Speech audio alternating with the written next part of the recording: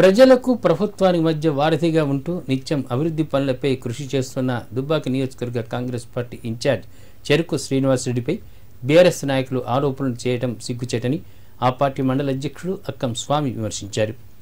సిద్దిపేట జిల్లా తోట మండల కేంద్రంలో ఏర్పాటు చేసిన మీడియా సమావేశంలో మాట్లాడిన ఆయన 2 పర్యాయాలు ఎంపీగా ఉన్న కొత్త ప్రభాకర్ రెడ్డి నియోజకవర్గానికి చేసిన అభివృద్ధి ఏమీ లేదని ఆరోపించారు.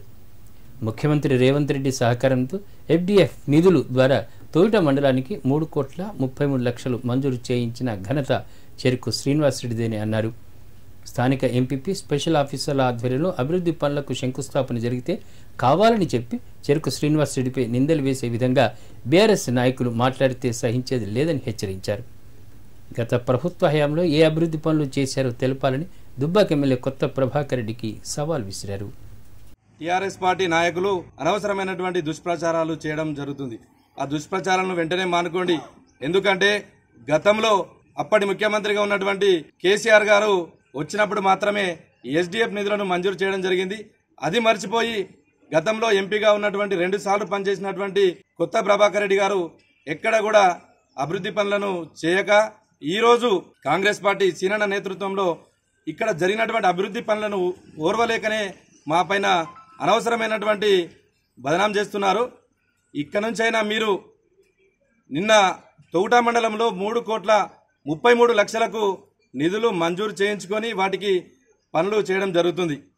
గతంలో మీరు NRGS నిధుల ద్వారా కూడా 50 లక్షల నిధులు వచ్చిన తర్వాత వాటిని చేయక ల్యాబ్ చేయించినటువంటి చరిత్ర బీఆర్ఎస్ పార్టీకి ఉన్నది. ఇకనైనా మానుకొని బీఆర్ఎస్ పార్టీ వాళ్ళు ఇక్కడ కాంగ్రెస్ ఎమ్మెల్యే గెలవకపోయినా నిధులు తెచ్చినందుకు హర్షించాలే కానీ తప్ప మీరు మా పైన బురద జల్లే ప్రయత్నం చేస్తే మాత్రం ఊరుకోము. టీఆర్ఎస్ పార్టీ వాళ్ళు మీడియాతో మాట్లాడుతూ వారి నోటికి వచ్చింది విమర్శలు చేయడం జరిగింది. వారు పూర్తి అవగాహన పెంచుకున్న తర్వాత మాట్లాడితే బాగుంటుందని మేము తెలియజేస్తున్నాము.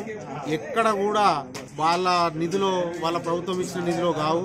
రాష్ట్ర వ్యాప్తంగా మా ప్రజాప్రభుత్వం ఏర్పడగానే 119 కాన్స్టిట్యూన్సీల కోసం 1,190 కోట్ల రూపాయలు మా ముఖ్యమంత్రి గారు ఇవ్వడం జరిగింది. అందులో భాగంగా 10 కోట్లు దుబ్బాక నియోజకవర్గంకు రావడం జరిగింది. దాని నుంచే 2,30,00,000 రూపాయల SDF నిధులు, 1,05,00,000 రూపాయల EGS నిధులకు నిన్న ఎంపీపీ గారి ఆధ్వర్యంలో మేము భూమి పూజలు చేయడం జరిగింది.